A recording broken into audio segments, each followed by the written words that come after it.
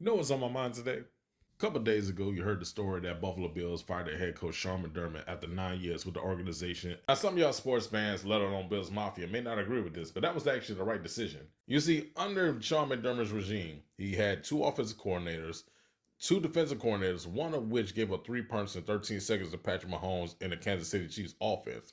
Then you had multiple rule changes in your favor, and you had a league MVP in Josh Allen. At what point in time did we start holding blame to the head coach?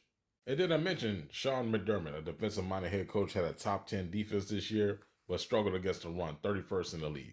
And as much as I'm going to give credit to him to having the second highest winning percentage and the second most wins since being a head coach in 2017, the Buffalo Bills and Sean McDermott reached a ceiling. Now, if I'm new president and GM of the Buffalo Bills, Brandon Beane, who am I choosing as my new head coach? There's only two options: defensive coordinator Brian Flores or offensive coordinator Joe Brady.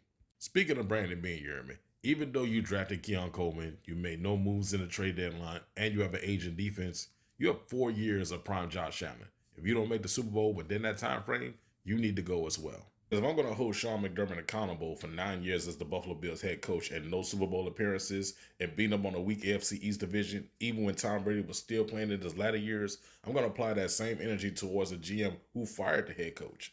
And then I forget you're wasting the prime years of the greatest Buffalo Bills quarterback since Jim Kelly. Fair game, you hear me? Fair game. Get it done.